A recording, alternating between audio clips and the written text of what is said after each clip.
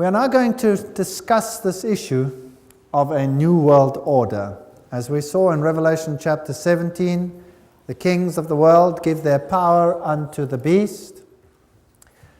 In the Keys of this Blood, Malachi Martin tells us that the greatest geopolitical giant of our age is the Pope.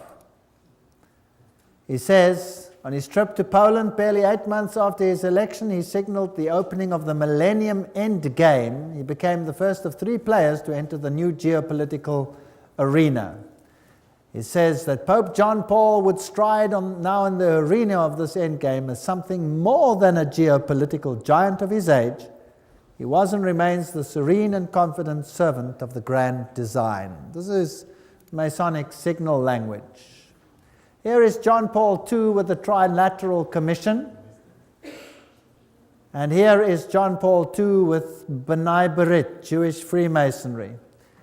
This is a fascinating signal picture with him in the center controlling the most powerful think tanks in the world, because that's what the signal tells us.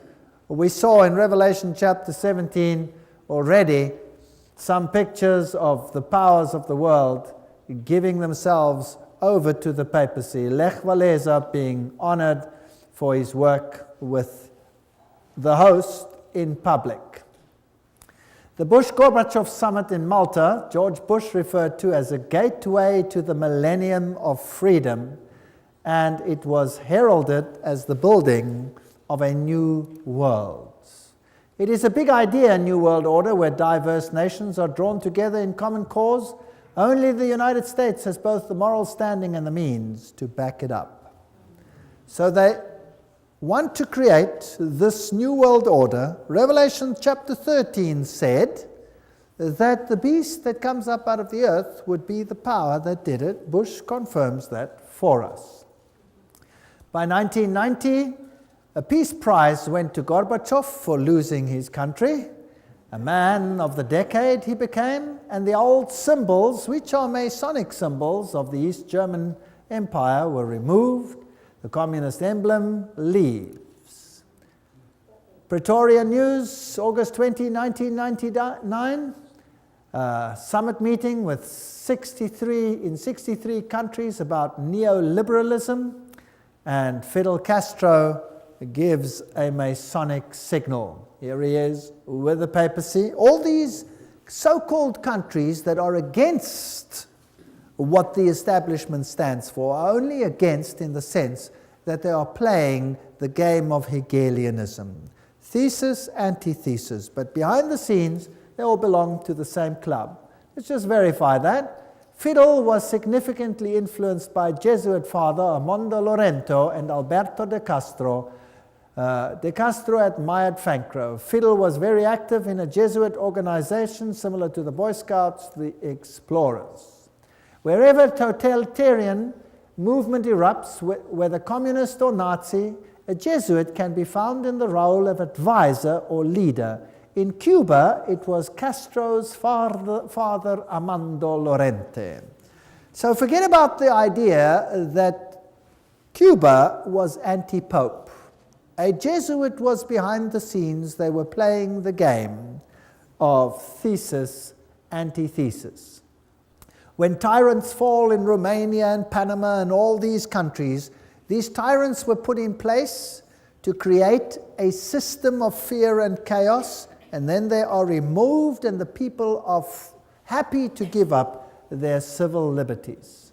We've already seen this video here of the Pope who receives honor from Bill Clinton for his role in ending the communist empire. 2,400 of his faithful here to welcome him. He's waving to the crowd.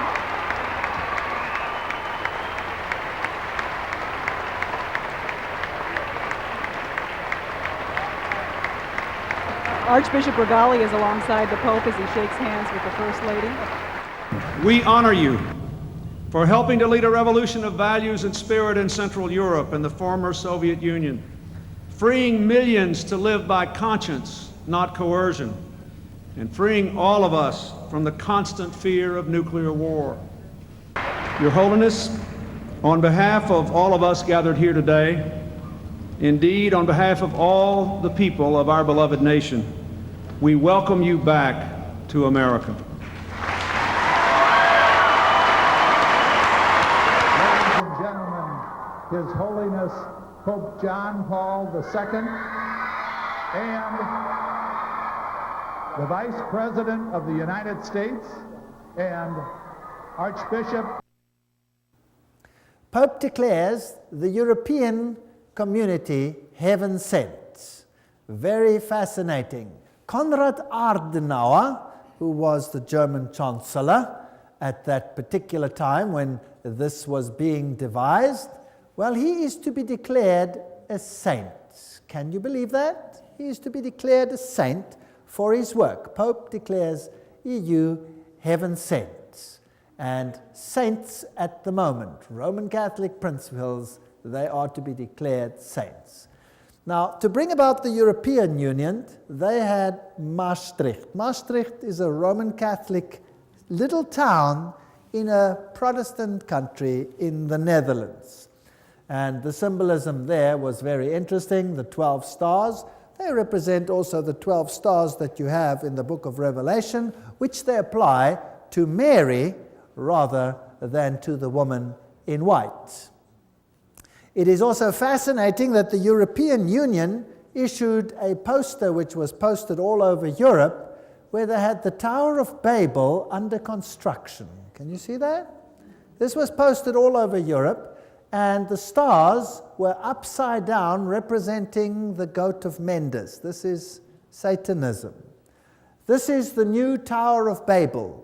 And the high French politicians said, we are building a new Babel, which they emphasized with this poster, and this time we will succeed. The new parliament of the European community is built like the Tower of Babel. In fact, it has a plaque on the inside or a poster which says precisely this. And it has these scaffolding to give the appearance that it is under construction. This is rather arrogant.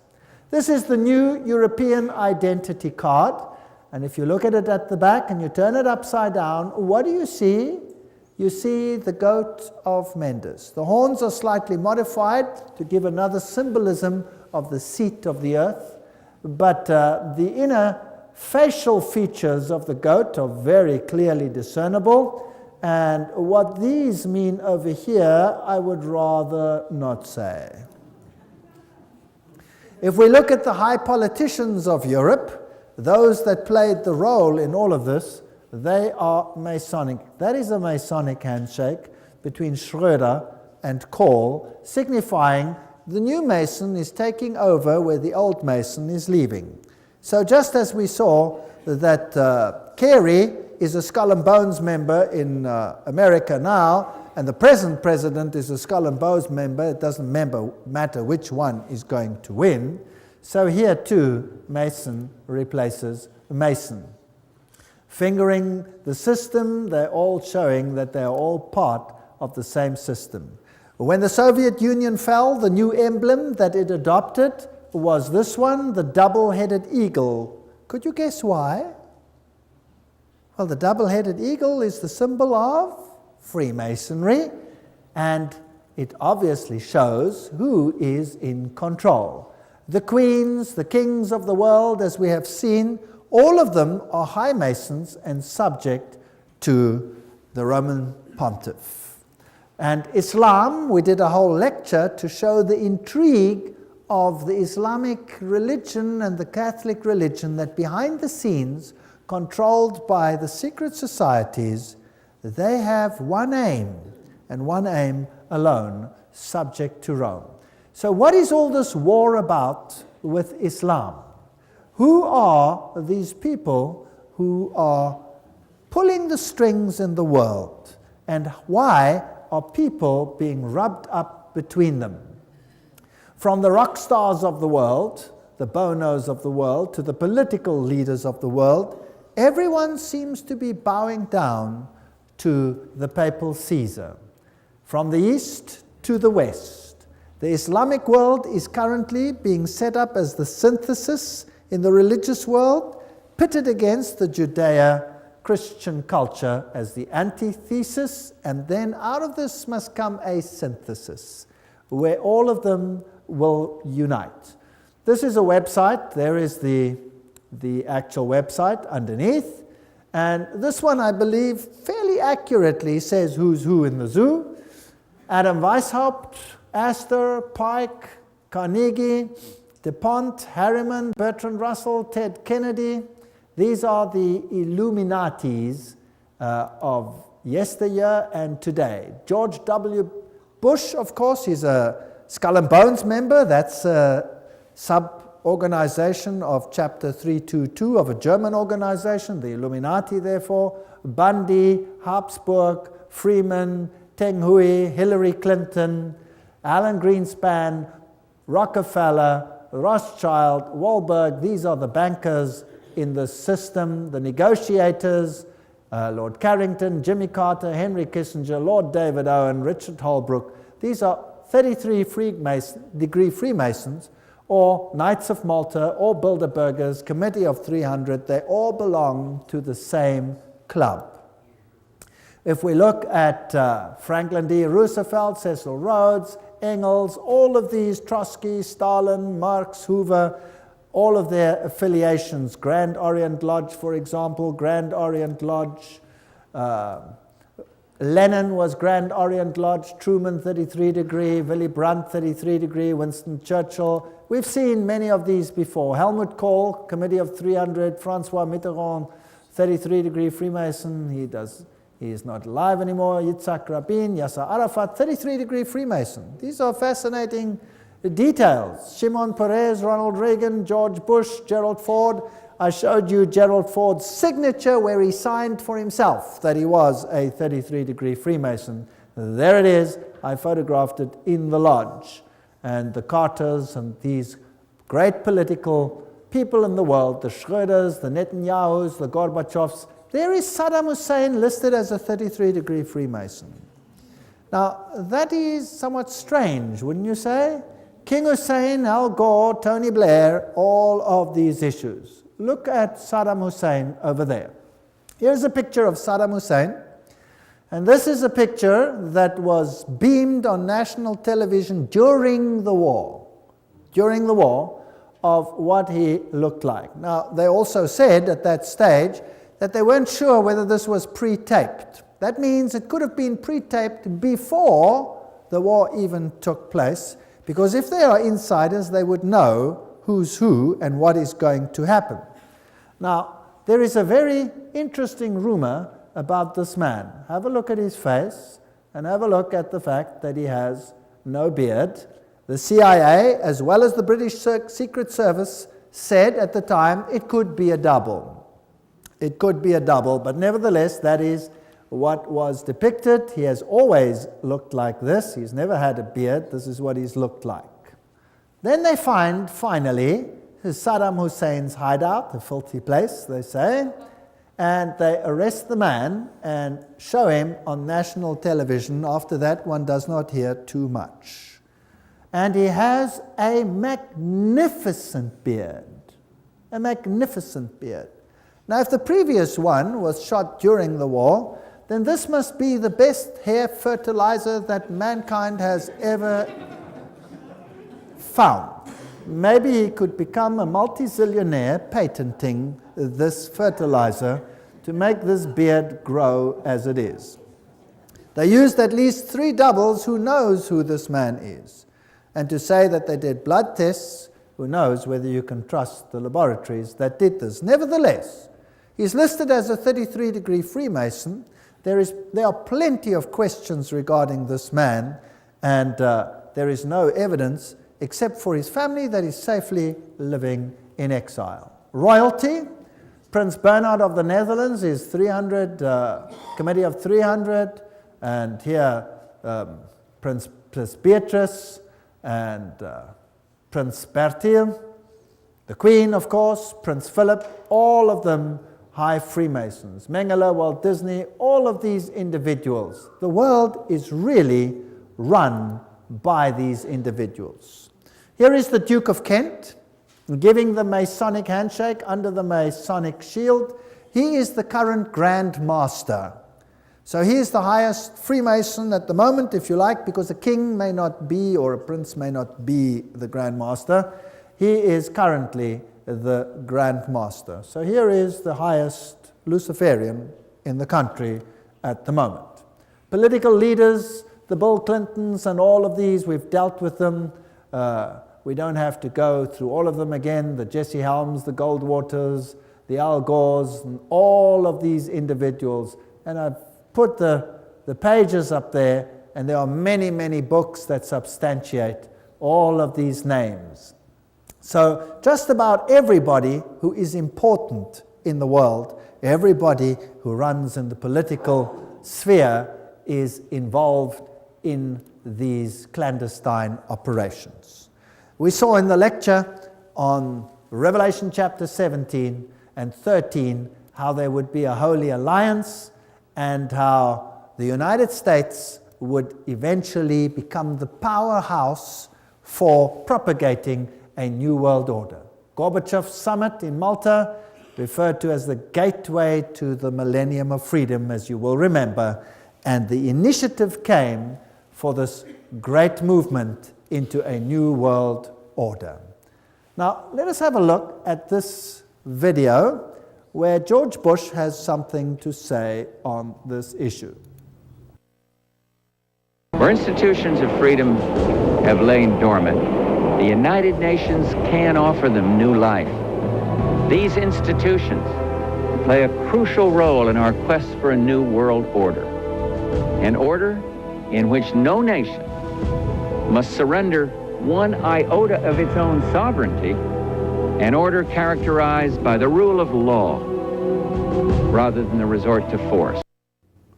So he says all the nations don't have to give up one iota of their sovereignty, but we want them all in a new world order. Basically, that is what he said, out of the horse's mouth. And then this terrible incident took place. And, well, there were many, many deaths. A very strange incident. But before we get to it, let's first have a look at some of the history of this issue. The United States had a problem in that it wanted to introduce anti-terrorism laws, but there was no real terrorism in the United States. And then all of a sudden, a building in Oklahoma, April 19, 1995, was gutted by explosions, and they fingered a man, Timothy McVeigh, who worked alone, they said, and brought this building down by parking a van filled with explosive outside and blowing the building to smithereens. That's the official report. Inside were women and young children, and if anything gets the sympathy of the people, well, then that is surely one of them. Let's have a look at what happened here. Through federal authorities that a second bomb has been found inside that federal building in Oklahoma City. It was an explosion at 9 o'clock this morning that did that damage you're looking at right there. That was in the federal building did go off. It did the damage that you see right there. The second explosive was found and diffused. The third explosive that was found, and they are working on right now as we speak, I understand, both the second and third explosives, if you can imagine this, were larger than the first. First bomb that was in the federal building did go off. It did the damage that you see right there. So you heard there on national television that a second bomb went off and it did the damage that you saw over there. They found a third explosive device within the building. The official report, however, says what? That there was a van outside with explosives. Now, I was not there. So I'm not going to set myself up as a judge as to what happened over there. I can merely say what the report said, what the news said, and then we'll ask some questions, and you decide what happened over there. Timothy McVeigh apparently worked alone, just like in the Kennedy case, and he blew this place up.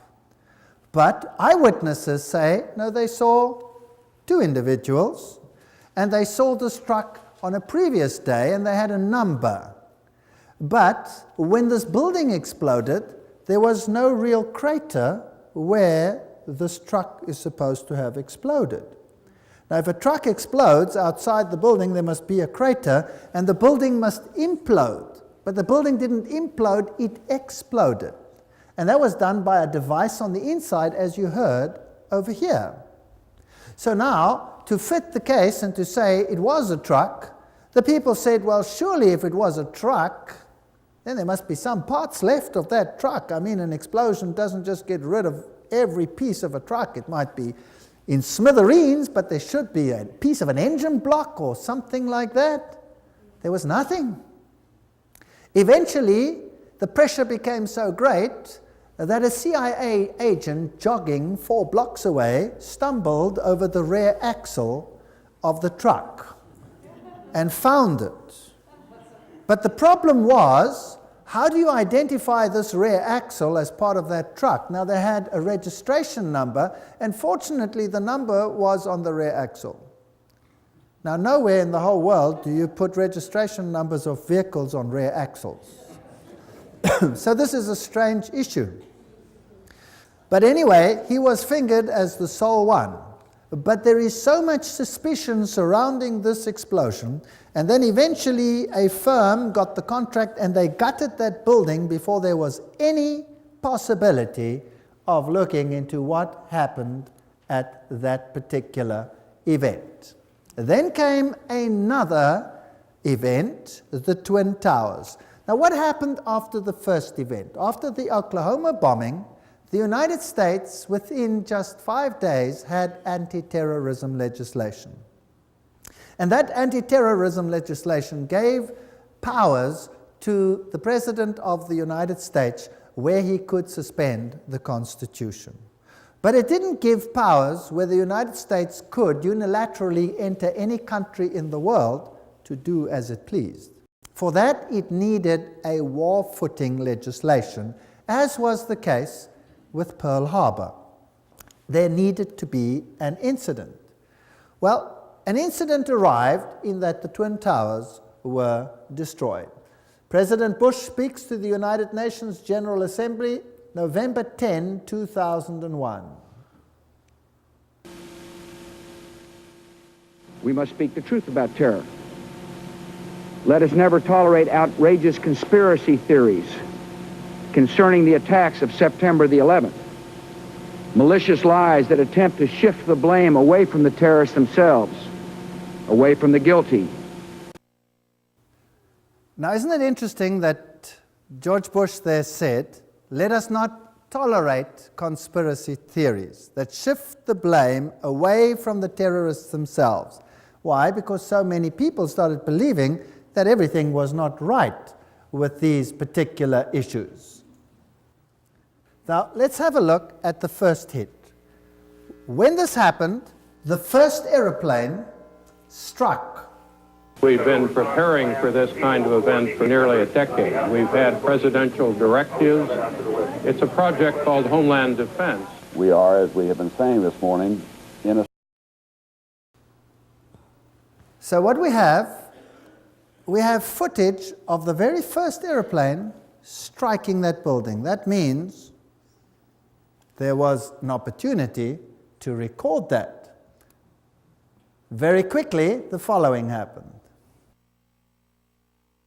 Even as the leaders of the Taliban deny any role in this, an Arab journalist based in London is quoted today to the Associated Press as saying that followers of Osama bin Laden warned 3 weeks ago they were going to carry out this sort of an attack. The chief of safety of the fire department of New York City told me he received word of the possibility of a secondary device, that is another bomb going off.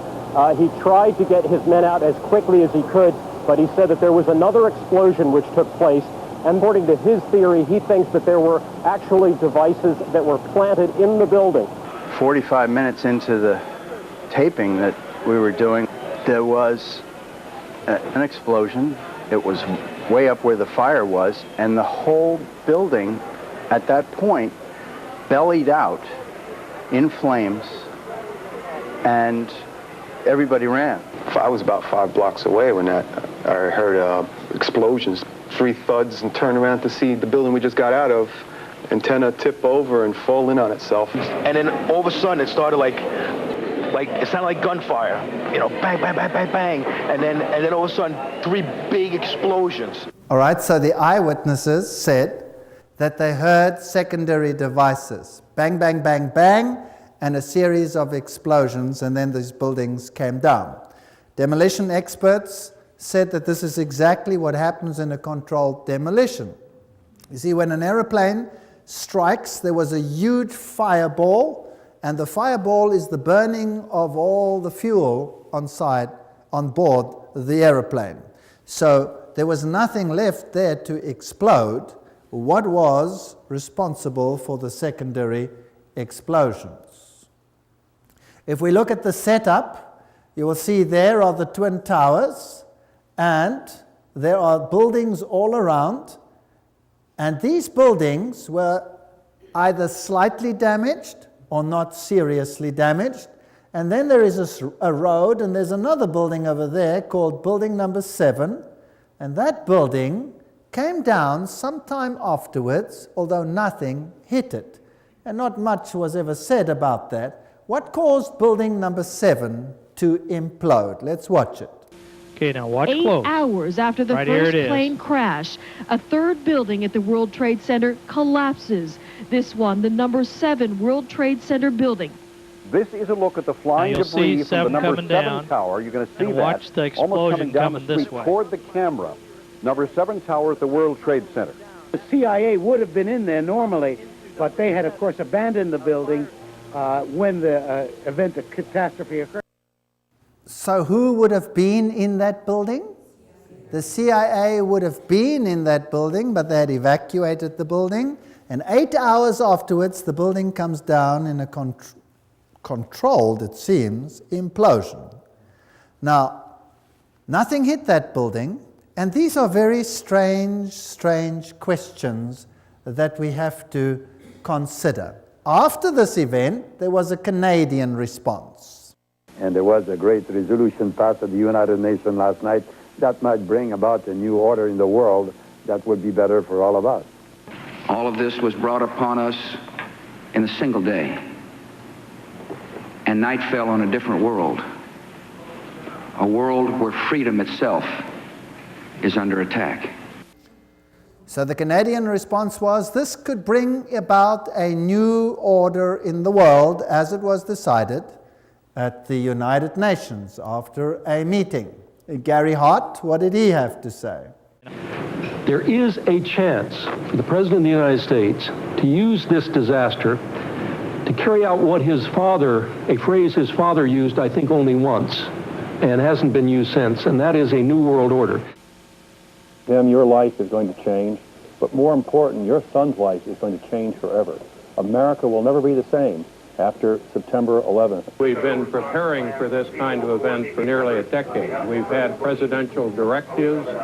It's a project called Homeland Defense. We are, as we have been saying this morning, in a state of war. Even as the leaders of the Taliban deny any role in this, an Arab journalist based in London is quoted today to the Associated Press as saying that followers of Osama bin Laden warned 3 weeks ago they were going to carry out this sort of an attack. The chief of safety of the fire department of New York City told me he received word of the possibility of a secondary device, that is another bomb going off. He tried to get his nuclear, but he said that there was another explosion which... All right, that's enough. We've seen the buildings coming down. We've heard that while these things were still happening, the American government had fingered the culprits. A bunch of terrorists, naming their names, about 25 of them altogether, and the whole plot had been resolved by the end of the events that unfolded that day. An amazing piece of detective work after the event while it was even happening. Now, again, let me say I was not there. So let me tell you what has transpired and what people have said about these issues in the world, what has been published, and what is fact that cannot be disputed. And then I don't make a judgment because I wasn't there. You make the judgment based on the facts. This is the story. They say the terrorists were of Arab extraction, and they mentioned the names of the passengers on these aeroplanes, which were United Airlines aeroplanes. And the mastermind behind the scene is a man by the name of Atta, who is fingered as the one who received instruction on how to fly an aeroplane. Well, when they released the names, immediately there was a hue and cry from the Arab countries because 5 of the terrorists, supposed terrorists, mentioned that they were very much alive and well and couldn't have been on the plane. Right? Very important. They were alive and well and couldn't have been on the plane. How did they know that Atta was the mastermind? You see, on his way to the airport, he had just happened to leave his documents in the taxi that was transporting him. So they had his documentation. Which terrorist would leave his documentation behind? That is the one question. The next point that is very interesting is that they have evidence that he was the man because he wrote a suicide note. This is all fact. This is all published fact, what I'm saying now. I'm not making this up. This is all referenced. This is a fact. You decide the rest for yourself. Now, he wrote a suicide note. And this suicide note, he then placed within his suitcase. And then he handed in the suitcase, as we normally do when we go onto the aeroplane. Now, which person would write a suicide note that was going to be destroyed in an aeroplane crash? Does that make any sense? So the fact of the matter is they have a suicide note. But now the question is, if he handed in his suitcase to be put on top inside the plane, how come they have the suicide note? Well, just by chance, this is the one suitcase they forgot to put on the plane. And that is how they have his note. How do they know there were Arab terrorists in there? Because a passport. Nothing else survived that plane crash, but a passport fell out, and it happened to be a burnt-out passport, which still could identify one of the terrorists. This is very circumstantial. Now, as these aeroplanes, with absolute precision, struck those twin towers, their black boxes were totally obliterated. These are of titanium and are designed to survive such crashes. There is no evidence of them whatsoever. They have been totally destroyed. So we have a very strange situation. What hit building number 7? Nothing hit it, but it came down in like fashion. And there is plenty of evidence that there were possibly secondary devices in the buildings, as you heard from the commentators themselves. So what about the infrastructure of the aeroplanes? Well, there are certain parts lying there, so there was definitely a situation where those planes hit that particular building because you have wheels and all kinds of components of the aeroplanes surviving. Even those crashes with those tremendous explosions, there were parts of these aircrafts everywhere. Every time an aeroplane crashes, there are huge pieces of fuselage and etc. which remain, and they sometimes can fit all these things together, and that was also the case at the Twin Towers.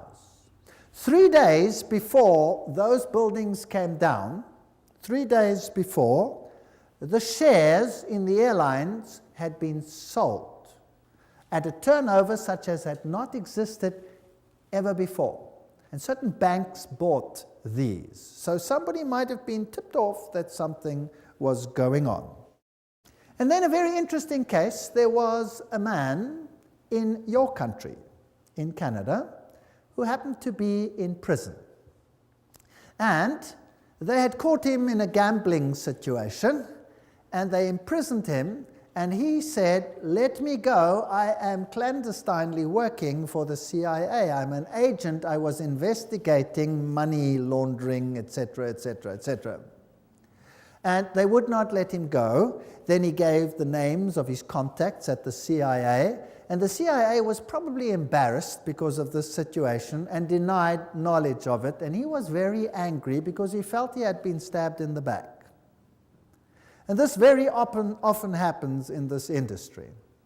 And so he wrote a letter before the September 11 attack outlining some events that were going to take place, and he mentioned that aircraft were going to fly into the Twin Towers and into the Pentagon.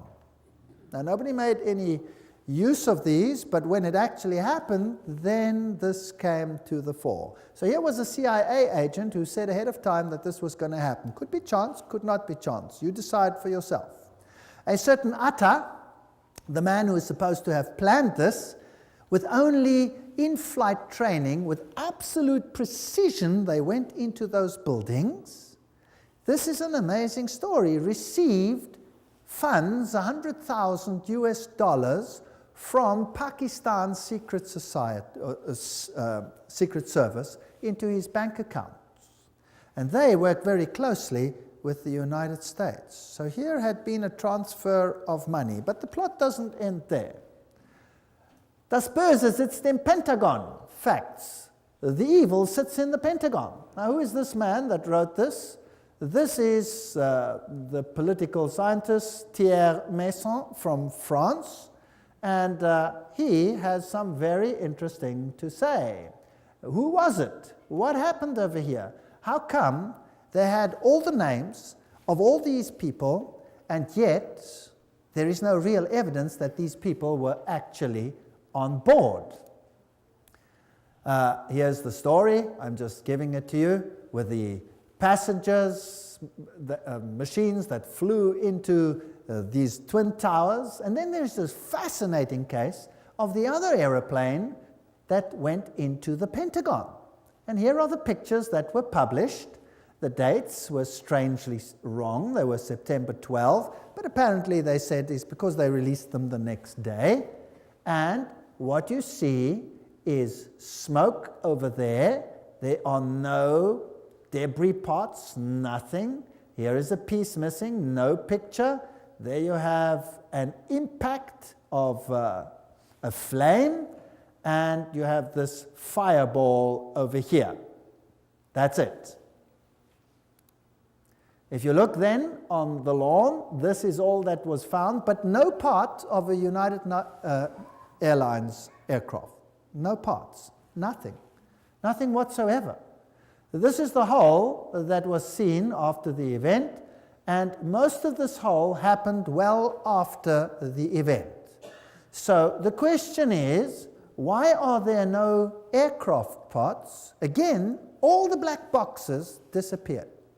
There were no black boxes that survived, and the hole is way too small for something like that to actually have happened.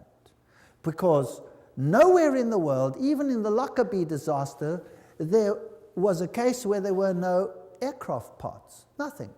There was just nothing. What is even more interesting in this situation is when you look at this, when the United States rules the world, the Catholic Church will rule the world. Archbishop Quigley, 1903. Let me go back to this September 11. To rule the world, you have to be able to have access to the entire world whenever you want to, however you want to.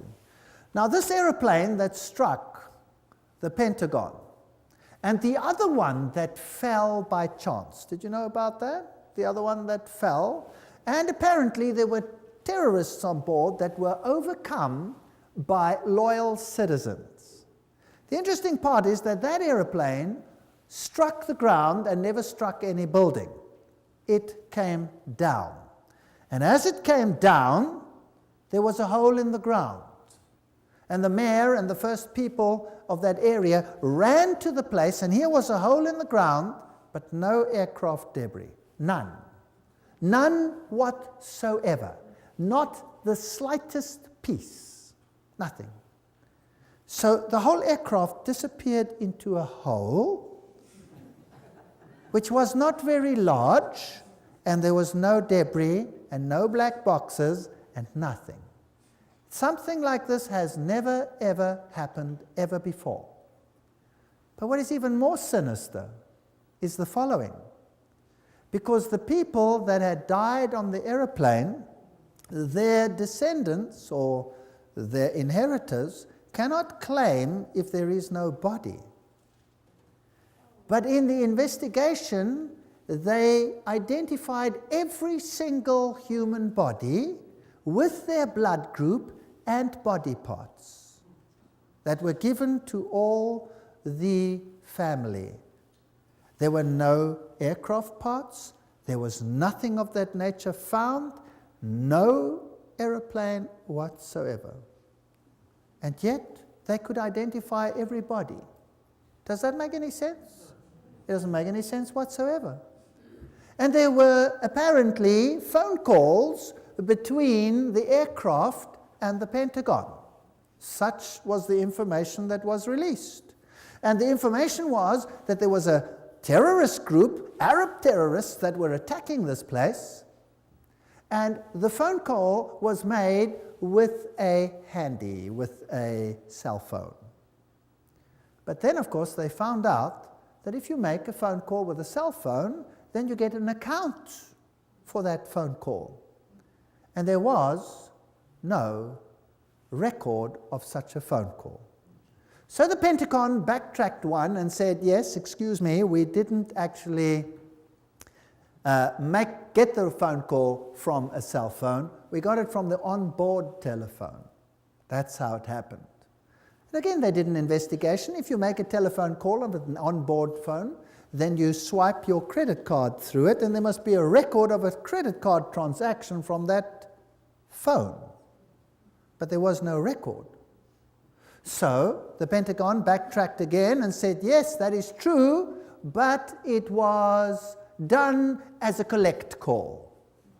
That's why there was no credit card, because the individual had forgotten the credit card. But you cannot make a collect call from an onboard telephone. And there the story died. So here are 4 aircraft, no parts except the ones at the Twin Towers. There are holes in the ground and no aircraft whatsoever, but all the pieces of the bodies with the DNA analyses. These are interesting, very interesting facts. They had planned previously in the Bay of Pigs one such operation, apparently, this is history, where they were going to dupe the world by having one aircraft take off, land, the people get out, and then another one, radio control, take off and create the situation that they wanted without any people on board. This had been done before in the United States. So ask yourself the following questions. How is it possible that all this circumstantial evidence points to nobody out there? Nobody out there. Then came anthrax scares.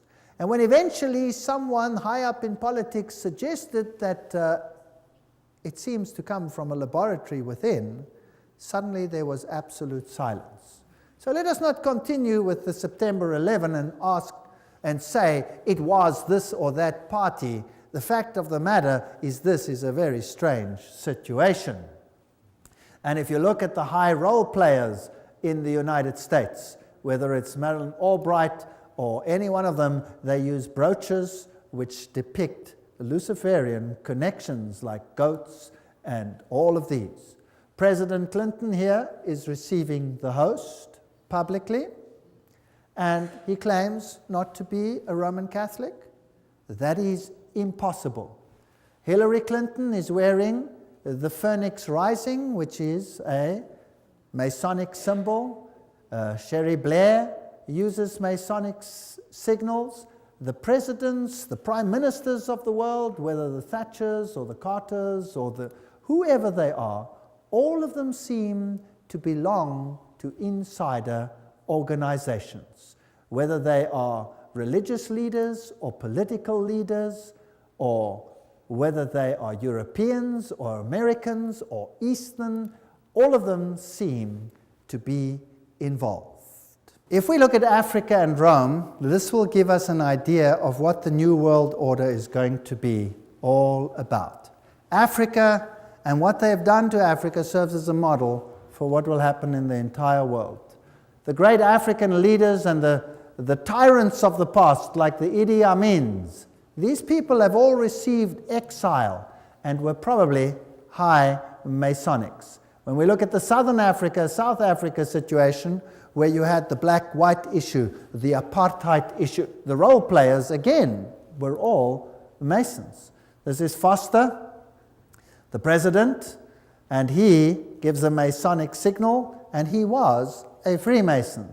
If we look at Nelson Mandela, he is a Prince Hall Freemason. So again, both sides are on the same side of a secret society.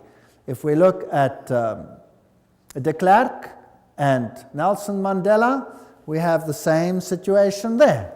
Mandela is compared to Jesus Christ. They lift him up. They have a synthesis and an antithesis, and he receives the host publicly, although he declines to say that he is Roman Catholic. He says he's not Roman Catholic. Now, Roman Catholic canon law states that you cannot receive the host if you are not a Roman Catholic. So these people are really something else. Here he has a Hindu marriage with the widow of Samora Machel. Now, Samora Machel is another story, and his anti-Christian statements are historic. He also had a Jewish wedding at the same ceremony and a Muslim, showing that all religions are one with him. The new political face is totally Masonic, and in 1992 already it was known that Mugabe of Zimbabwe was going to take the farms away from the people that lived there. This is before he started doing this. They had already said it. Mugabe is going to take white farms very soon. It was in 1992.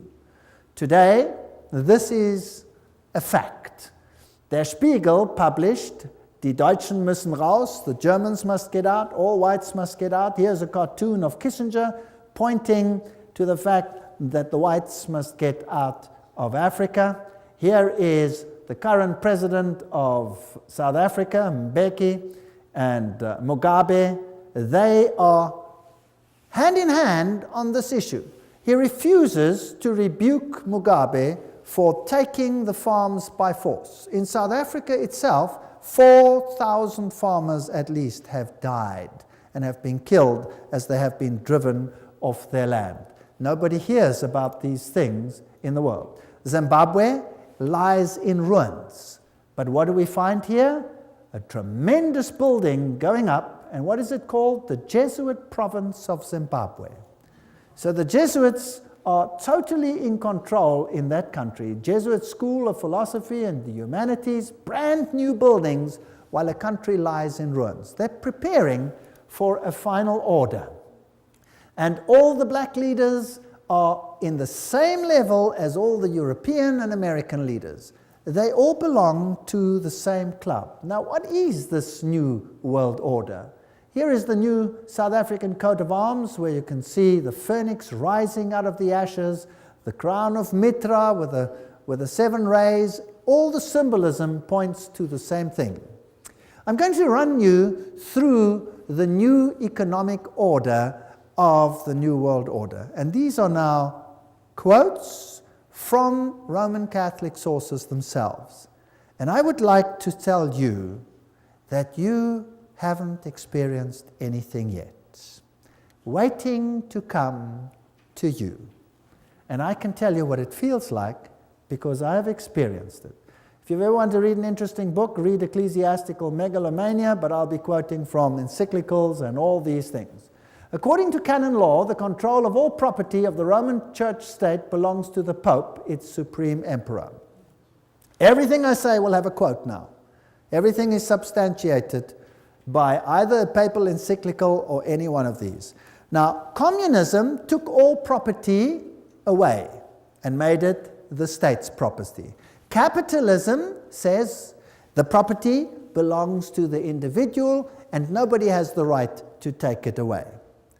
Now, if that is thesis and antithesis, then something in between is what we will want. So the Pope condemned communism, but he also condemns capitalism. The New World Order will be something in between in the name of fairness. So let us have a look at these issues. The economic thought of the Roman Catholic Church, private property. Thomas Aquinas wrote no treatise on economics, but his thinking based on that of Aristotle is foundational for understanding the economic thought of the Roman Catholic Church. Every time there is a quote. Now, what did Thomas Aquinas say?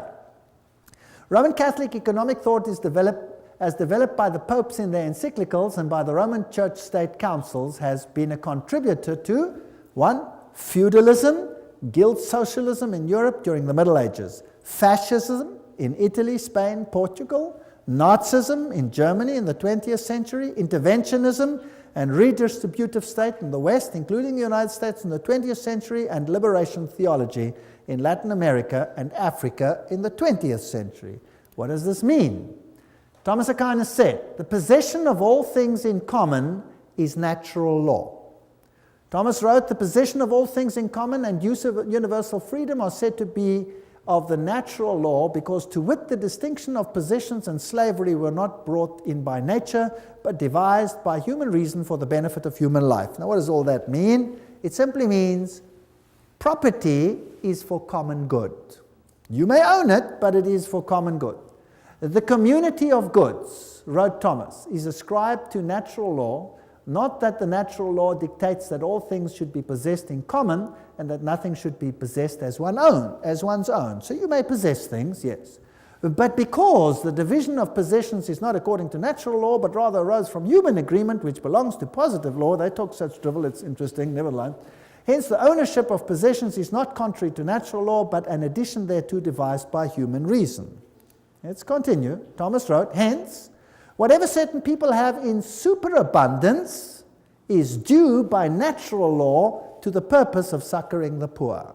Okay, now we're getting there. You may possess things, whatever you possess, but whatever you possess more than you need is there for the common good of those that don't have. Does that make sense? Now, what if you create two classes of individuals, the rich and the poor? Or what if there is a situation where you have two classes, the rich and the poor? You can go across the world and you can look at the rich nations and the poor nations, and you will find that the rich nations are all the Protestant nations. Have you noticed that? All the Protestant nations are the rich. Now, what if you had a plan to disinherit them all, so that you would again be ruler and they would have to come and beg at your feet for anything like that? Now let's have a look at this, how this unfolds. For the purpose of succoring the poor. Because the goods of some are due to others by natural law, there is no sin if the poor take the goods of their neighbors. Thomas wrote, in cases of need, all things are common property, so that there would seem to be no sin in taking another's properties, for the need has made it common. Okay. Now, there's the aspect of sharing. If I see my neighbor in trouble, as a good Christian, I will help him out, right? Yes. But now we're looking at law. So if my neighbor has need, and who determines the need? He determines the need. I have need. I have a need. I have a need of a television, and I don't have one, and you have one.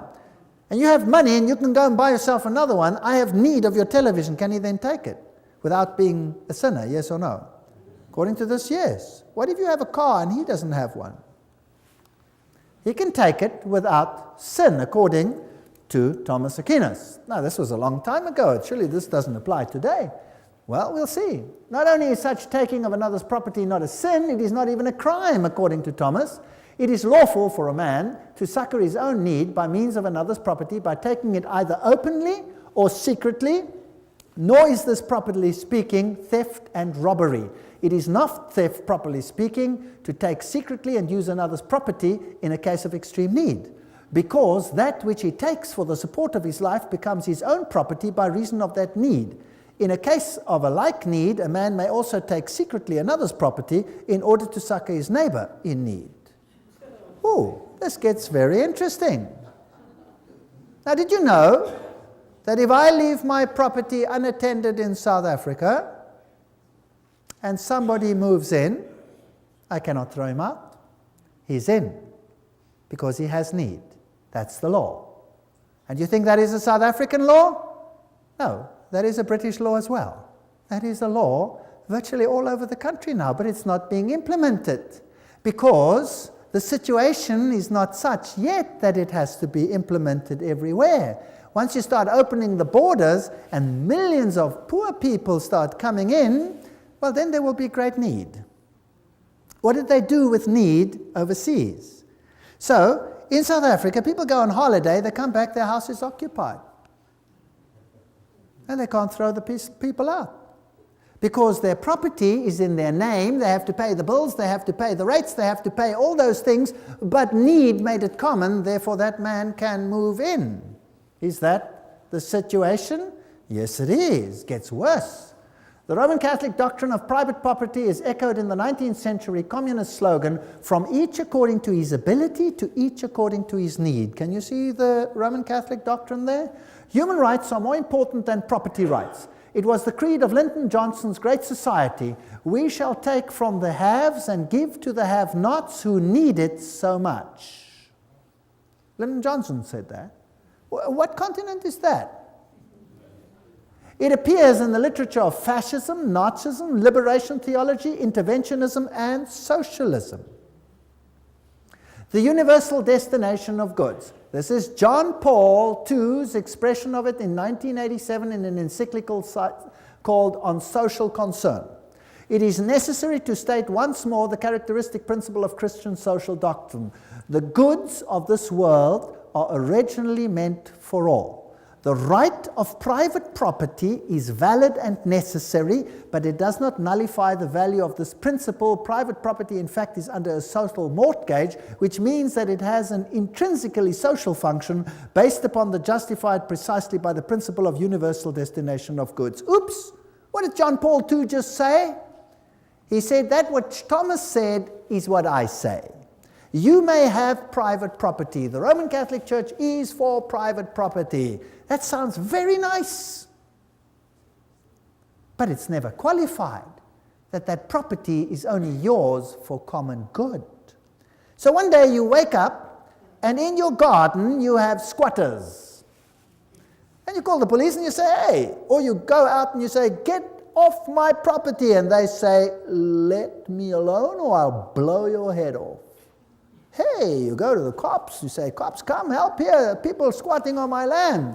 Sorry, they have need. You have too much land anyway, live with it. Okay. Pope Paul VI made the point quite clear in 1967 encyclical on the progress of people. Each man has therefore the right to find in the world what is necessary for himself. This gets interesting. The recent Council, Vatican II, reminded us of this. God intended the earth and all that it contains for the use of every human being and people. Thus, as all men follow justice and unite in charity, created goods should abound for them on a reasonable basis. All other rights whatsoever, including those of property and of free commerce, are to be subordinate to this principle. That means if I have need of a manufactured good, can I take it? So now I'm driving my car, and we have a hijacking just about every 12 minutes. And a gun comes in and says, get out of the car, and I relinquish my car, and if I don't, what happens to me? I get shot. The man has need of my car. It's gone. Finished. In my own church at home, we've had hijackings after hijackings. Even the pastor. They beat him up and tried to put him into the trunk of the car. They would have killed him. He managed to fight himself free, and off he went without his car. Do you think there's any big action to find these things? No, occasionally here and occasionally there. Do you think there's any big action when the farmers are killed and they move onto the lands? No, a little bit here and a little bit there just to keep people happy. But basically nothing is done and the police hands are cut off. The law says that. There's nothing you can do. The other day, two cyclists were traveling along when they were hijacked by 5 gunmen demanding their bikes. So they took out, they were armed because they expect this is becoming like the Wild West, and they defended themselves, injured one, and got away. And guess what? The 2 cyclists are in jail. Yes, serving a sentence for injuring someone without need. They could have given them the bicycles. That would have solved the problem. You see how the law has turned upside down? Gaudium et Spes, the Vatican II Constitution, Pope Paul quoted, explains at greater length. If one is in extreme necessity, he has the right to procure for himself what he needs out of the riches of others. Now, who defines necessity? Since there are so many people prostrate with hunger in the world, the Sacred Council urges all, both individuals and governments, to remember the aphorism of the fathers. Feed the man dying of hunger, because if you have not fed him, you have killed him. Therefore, because private property is immoral, all men, individuals and governments have the moral obligation to redistribute goods held unjustly by property owners. Have you heard of redistribution of goods lately? Have you heard of it many times lately? Yes, there is going to be a redistribution. All goods includes not just goods found in nature, but manufactured goods as well. John Paul II declared that all men must have access to those goods, quote, which are intended for common use, both the goods of nature and manufactured goods. I own nothing. Only on paper do I own anything. The state rules supreme. My life soon could be a misery. So if you are attached to your homes here in Canada, and this is the basis for the New World Order, if you are attached to your cars and your televisions and all these things, loosen yourself. Because soon they will be redistributed, and there will be nothing that the white or black or pink Protestant can do about it. And if some other suffers in the way, that is fair enough. The ends justifies the means. The redistribution will go as it should be. Rerum novarum. Who's heard of Rerum novarum? This is the papal encyclical that was issued, that is being quoted to this day, Pope John's. And to this day, all of them make reference to this, including Pope John Paul II, says this is this encyclical that forms the basis of the New World Order. Well, I thought it's important to study it. One of the Roman Church State's most influential statesmen on economic matters is the encyclical Rerum Novarum on the condition of the working classes. The Roman Church State allied herself with the proletariat, which in Marxism is the great and final enemy of the capitalist order. Pius, writing, declared that Rerum Novarum, however, stood out in this, that it laid down for all mankind unerring rules for the right solution of difficult problems of human solidarity called the social question. Now, let's see. By far the most notable evidence of this social teaching and action which the Church has set forth through the centuries undoubtedly is the encyclical Rerum Novarum, issued 70 years ago. The norms and recommendations contained therein were so momentous that their memory will never fall into oblivion. John, Mater e Magistra, the papacy speaking. Pope Pius told us that the encyclical Rerum Novarum was instrumental in ending laissez-faire capitalism in the 20th century by ushering in an era of effective interference by the government. Have you got this? Let's see how it ends up. Rerum Novarum was the voice of moral authority needed to ensure the development of effective interference by all governments in the 20th century. How many governments? All. Pius wrote, "It is not surprising, therefore, that under the teaching and guidance of the Church, many learned priests and laymen earnestly devoted themselves to problems of elaborating social and economic science in accordance with the condition of our age. Under the guidance and light of Leo's encyclical, Rerum Novarum was thus involved a truly Christian social science, which continues to be fostered and enriched daily. Tireless labors, all these people, labors, now note carefully, of those picked men whom we have named the auxiliaries of the church. So everybody working in the secret societies, the Opus Dei, the Knights of Malta, the Knights of Columbus, all of these people working, those picked men, to bring this about. Nor were there the only blessings which followed from the encyclical. The doctrine of Rerum Novarum began little by little to penetrate amongst those who, being outside Catholic unity, do not recognize the authority of the church. And these Catholic principles of sociology gradually became the part of the intellectual heritage of the whole human race. Where are we going? I'd like to know. Thus too we rejoice that the Catholic truths proclaimed so vigorously by our illustrious predecessor are advanced and advocated not merely in non-Catholic books and journals, but frequently in legislative assemblies and in courts of justice. Those picked men whom we have named the auxiliaries of the church who have been instrumental. This is John Robbins writing. Who are they? Under fascism, property owners may keep their property titles and deeds, but the use of their property is, as Leo wrote, common. Fascism is a form of socialism that retains the forms and trappings of capitalism, but not its substance. This is basically what it boils down to. When we speak of reform of institutions, the state becomes chiefly to mind, not as if universal well-being were to be expected from its activities. And what is the state going to do in all of this?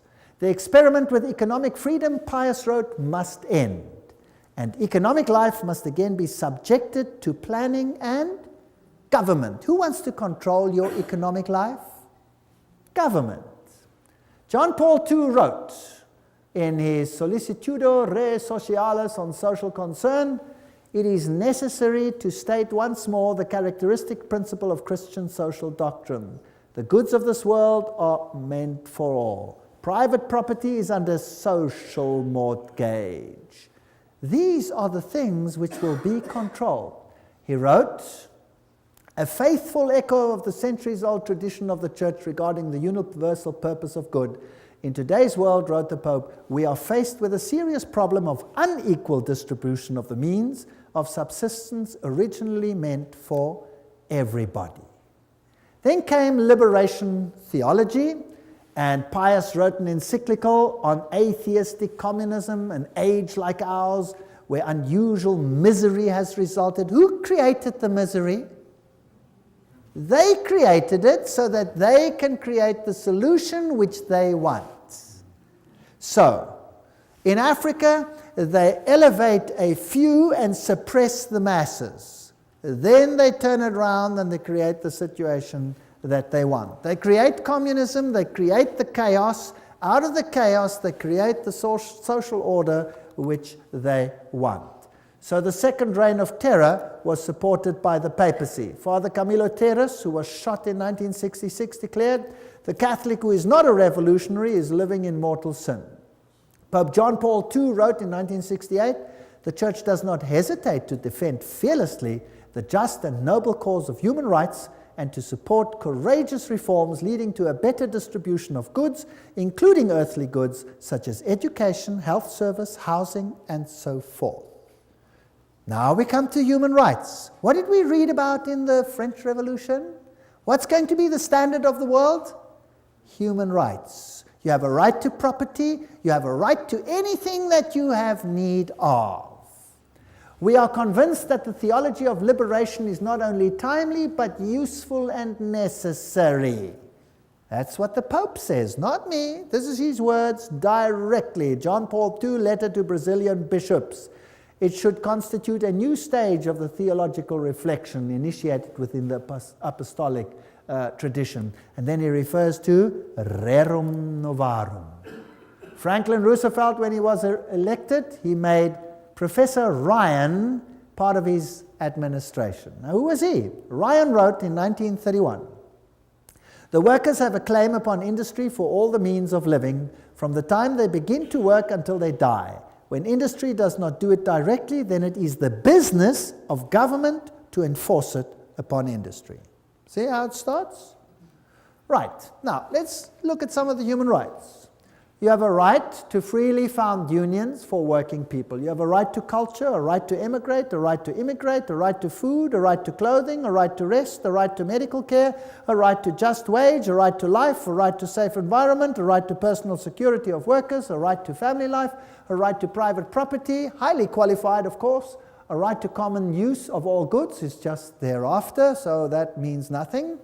A right to work, a right to pension, a right to old age, insurance, a right to association, a right to security, a right to integrity, a right to social services, a right to strike, a right to choose a state of life freely, a right to found a family, a right to education, employment, good reputation, respect, appropriate information, a right by the upright, blah, blah, blah, protection of privacy, right for freedom, professional training, quality, right to adequate health care.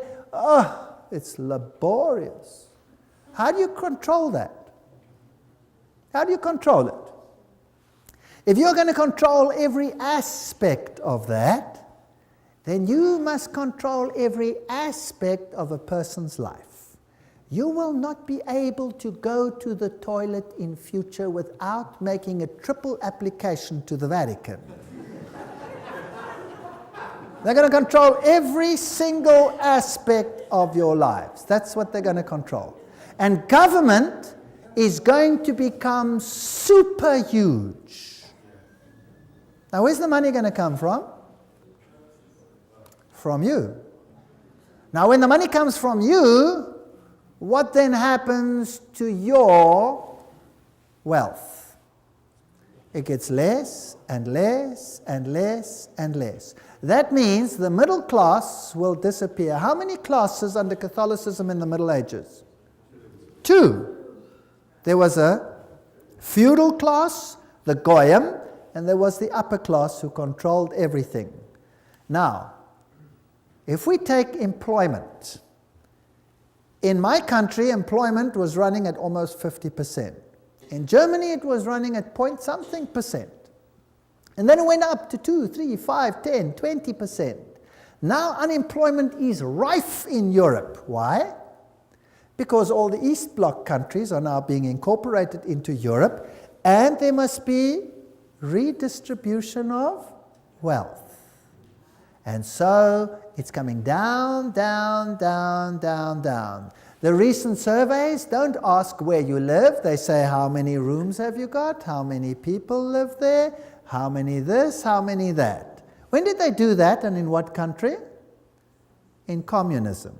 And what happened if your house was bigger than your need? The one who had the need got it. But who has to pay for it? You, because you own it.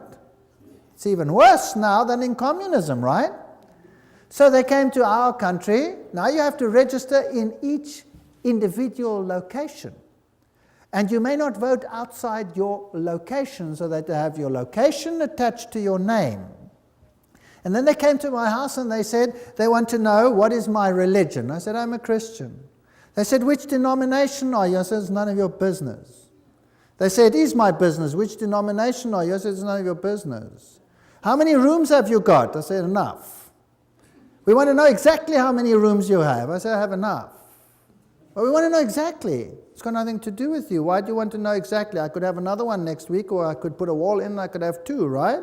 So none of your business. You get into big trouble if you answer questions like that. You're not supposed to do that. Therefore, there must be made available to all men everything necessary for leading a life truly human. Did you know that living a life truly human is the Catholic acronym for salvation? And I will prove this to you in a future lecture, where they say to be saved means to live a life truly human. That means the kingdom of God for Catholicism is the kingdom of Catholicism ruling the world on this earth and giving everyone the capacity to live a life truly human. That means enough to take care of your basic needs and nothing else. Do you like the New World Order? Do you like it? Do you know what? The Bible calls him the man of sin. Now, there's another word for the redistribution of wealth, and I've given it to you already. What is it? It's called theft. That's right. The Bible says, thou shalt not steal. That means thou shalt not take from one who has and give it to someone else. That's called theft. That's breaking the commandments of God. Is that correct? Yes. We will see that this system of human rights breaks every single commandment of God as we go along. When God distributed land to Israel, how was it distributed? As an eternal inheritance. It was your land. Ahab wanted Naboth's vineyard. And Naboth said to him, I will not sin against the Lord my God, because this land has been given to me as an eternal inheritance and to my children. God gives each one a piece that is his.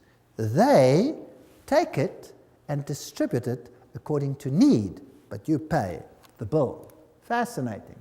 The complex circumstance of our day makes it necessary for public authority to intervene more often in social, economic, and cultural matters. The Second Vatican Council, that's what it said. So they're going to intervene at every level of your life.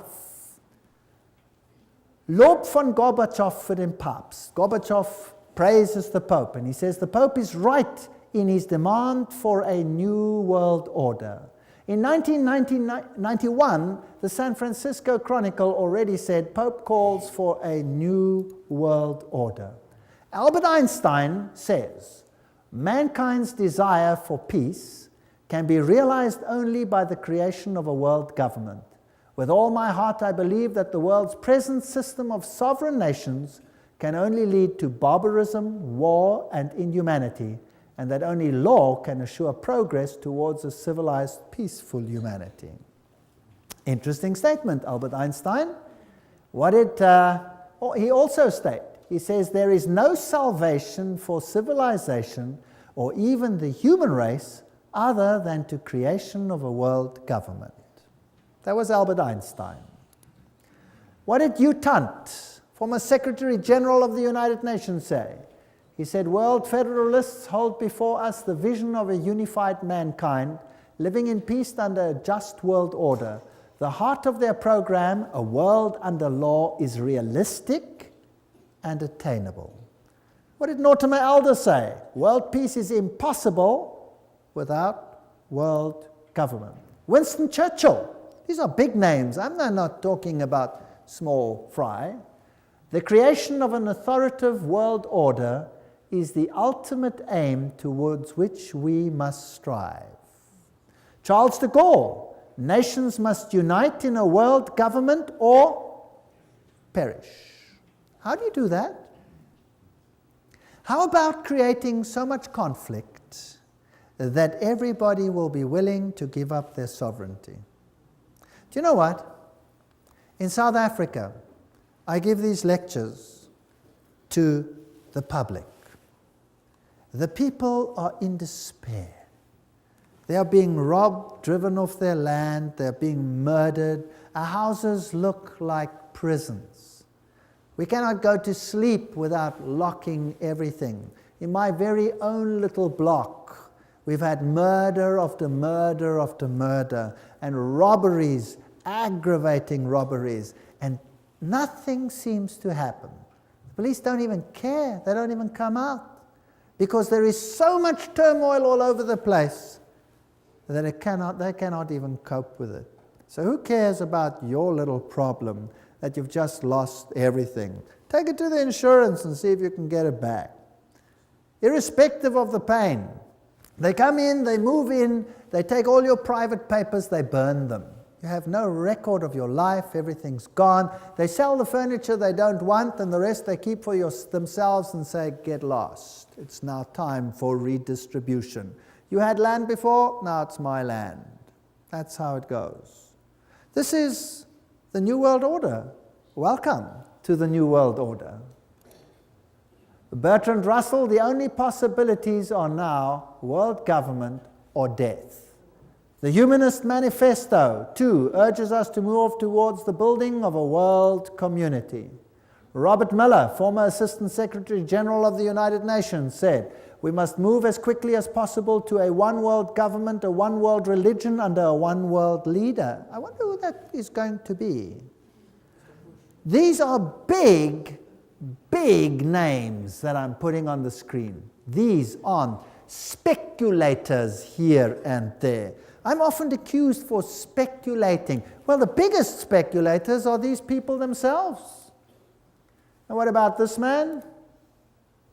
We saw how peace and unity was to come about. It was great. A great feeling of excitement of peace, unity, of love, peace, love, and unity. Unity. Yes. Unity. Yes. All nations will come and worship before you, Lord, and worship before you,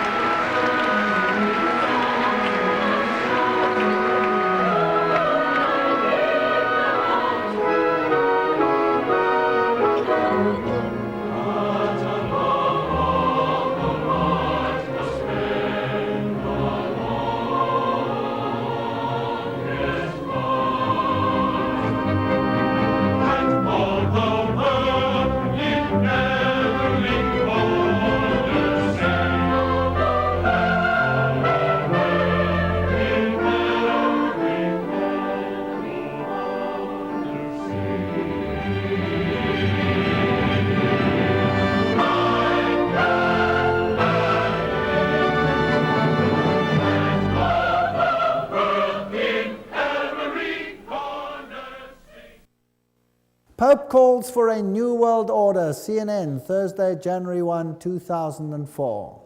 He made his whole New Year's speech revolve around the new world order. I want to tell you today that the new world order is intended not just to unite the nations which God had separated, that's one aspect, but to eradicate Protestantism of the face of the earth. And particularly that form of Protestantism which refuses to bow to the papal Caesar. That form of Protestantism will have to go. And we will see that under the circumstances that will be created, these conditions are all in place right now. It is all there. And I will put it on the screen for you, so don't miss the next lectures. Now we're getting into hot territory. I'll put the quotes on the screen where they will tell you who the problem children are going to be. And don't think it's Islam. It's someone else. Don't miss the next exciting episodes. But before I go, I would like to remind you that Jesus said that this was going to happen. And if I know, and if I understand with my whole mind and with my whole heart, that Satan, because the dragon gave him his power and great authority, is setting up his kingdom here upon this earth, then instead of becoming disillusioned, frightened, hysterical, I know that the time must be very short, isn't that right? And I know that the Lord must be coming very soon. So, as far as I'm concerned, I have distanced myself from my property.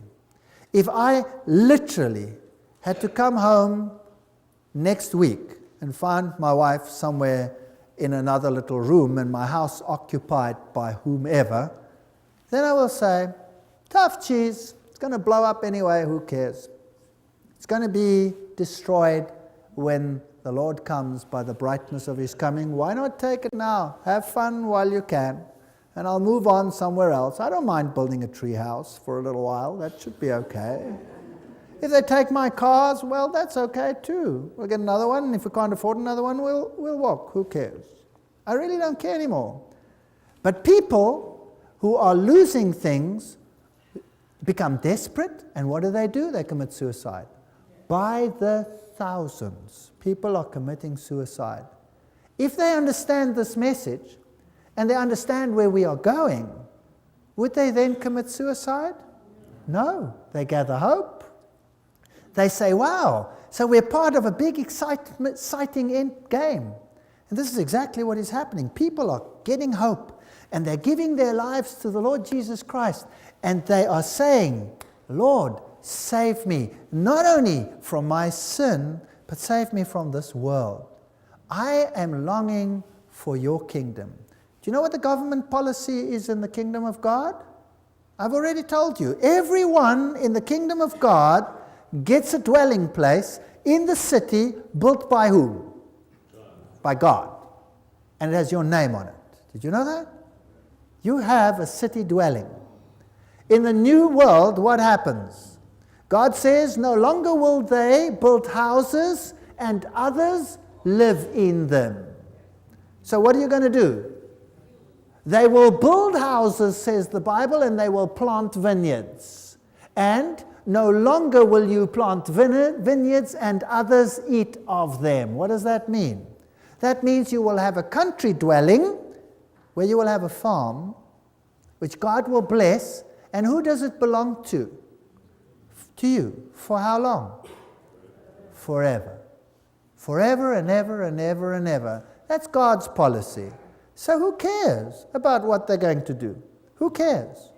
And eye has not seen, nor ear has heard the wonders that God has prepared for them that love him.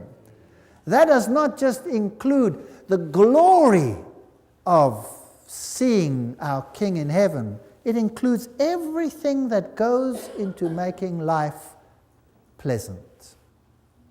And the new kingdom is worthy of waiting for. Really. I look forward to the new kingdom of God. It'll be a great place. And we will unfortunately see this world go from bad to worse. And I don't want to lie to you and say it's going to get better. I'm going to tell you it's going to get worse. Very much worse. What happened in the French Revolution is the forerunner of what will happen in the entire world. There will be anarchy like you cannot believe. But if you are under the protection of the Most High, nothing will happen to you. So why not accept him? Why not say, Lord Jesus, I want you to be my personal Savior? Why not say, Lord, clean up my life. Let's walk together, because your government is the only one worth having. And imagine looking in his face and saying, wow, this is my God. I've waited for him. He will save me.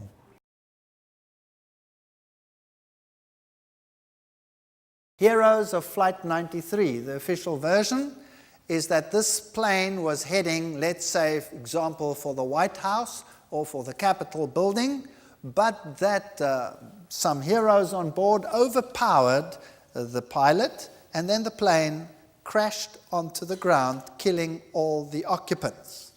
Very fascinating stuff. By the way, of all the 4 airplanes involved, no black box has been found. No black box. They are designed to withstand such crashes. There is not one that has remained. Now at Shanksville, what happened here? Now this we don't have in English, it's in German, so subtitles have been put underneath, and you can read it in English as you go along, and we can see what happened. Here the people come, and they now interview the mayor of Shanksville, who was one of the first at the scene, as to what actually was present when they arrived. And you will find something very interesting. Ernie Stahl, der Bürgermeister der nahegelegenen Gemeinde Shanksville, erinnert sich. Well, yeah. Ja, mein Schwager und ein guter Freund von mir waren die Ersten hier. Sie haben in Shanksville an einer Straßenecke gestanden und sich unterhalten. Ihr Wagen stand gleich in der Nähe, und so waren sie die Ersten hier. Dann kam erst die Feuerwehr. Alle waren wie vor den Kopf gestoßen, weil sie zu einem Flugzeugabsturz gerufen wurden. Aber da war kein Flugzeug. No airplane.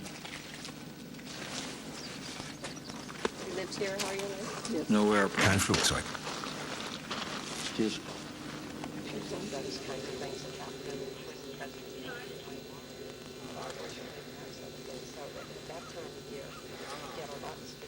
Sie wurden hier zu der Unfallstelle geschickt und da war kein Flugzeug? Nein, da war nichts. Nur dieses Loch. Das ist es, was Sie sahen.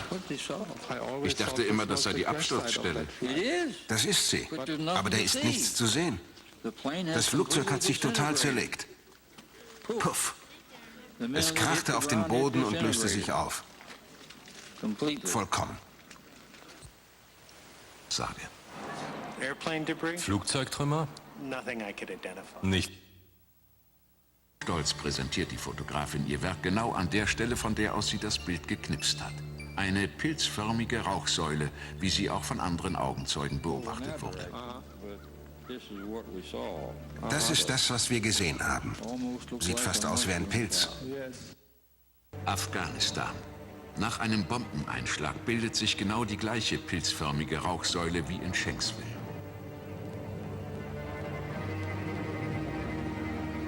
War es doch eine Bombe oder eine Rakete? That's an interesting story. So here you have an interview with the eyewitnesses that come to the crash site, and there's no aeroplane. But there's a hole in the ground. And in the hole, nothing. No aeroplane. No aeroplane debris, nothing. Just a hole in the ground, in which a whole Boeing disappeared, totally dissolving itself, with nothing to show. Interestingly, they have the bodies of every single one that was on board, but there's no airplane. Now, that is weird. You must admit, that's kind of weird. And that is the picture of the actual cloud that formed. This photographer just happened to be there when it happened. And that is the cloud that forms when a bomb hits, like they used in Afghanistan. And the question was asked, was it perhaps a bomb and not an aeroplane at all? And where is the aeroplane? We wouldn't know, it's gone. Now, nowhere in the history of the world has an aeroplane like that just disappeared. I mean, imagine when your shuttle exploded up there, what a terrible disaster that was. And that was like a nuclear explosion in mid-air. They could almost reconstruct that shuttle from all the debris that they put together. Isn't that correct? And here, nothing? Nothing? No airplane? It's gone. No airplane. Very interesting. Let's go and look at what happened at the Pentagon. Amongst reports circulating is the report that there was an explosion in the Pentagon. Now, according to this, an airplane flew into the Pentagon. Let's have a look what was aired on national television abroad. Von einer Explosion ohne jegliche Beteiligung eines Flugzeugs im Inneren des Pentagon wird berichtet. Übrigens, die Fassade knickte erst später ein. Das war keine unmittelbare Folge des Aufpralls. Direkt auf den eben renovierten Teil des Pentagon zu. Nachdem das Flugzeug auf den ersten Gebäudering aufprallte, durchschlug es noch 2 weitere Ringe, um am Ende dieses 1,80 Meter große Loch zu hinterlassen. Wie schon bei dem Absturz in Shanksville löste sich auch hier das Flugzeug in Luft auf, bzw. pulverisiert.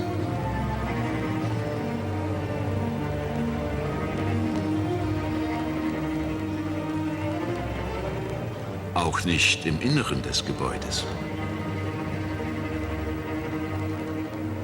Dafür nichtssagende Details. Eine Uhr, ein verkohltes Telefon, verrußte Räume. Einrichtungsgegenstände. Well, there you have it. That's the second one. Here comes an airplane, crashes into the Pentagon, goes through a hole, leaves a hole 1.8 meters wide. A whole airplane leaves a hole 1.8 meters wide. The rest of it collapsed later. Inside the building, no airplane debris. It's completely dissolved, gone. But there are clocks and there are telephones and furniture. They seem to have survived. Nothing else, no engine block, no nothing survived. No airplane. Whereas, if you go to the World Trade Center, where everybody saw the airplanes fly in, what do you find there? This is the situation. Ganz anders die Situation am World Trade Center. Trotz der viel massiveren Zerstörung stolpert man hier förmlich über Flugzeugteile. There was no problem there. That was a massive explosion. If anything should have ripped those planes apart, it should have been there. But there's lots of debris of airplanes. But at the Pentagon, nothing. Not a thing. At Shanksville, nothing. No airplane. Dissolved completely. The fact of the matter is that immediately after these events, the power was granted to act internationally. And you had massive legislation, homeland response, all of these things came in. Now, I'm not saying who it was, I'm not saying what transpired, I'm just giving you the facts as they were, and you decide whether the official version is okay.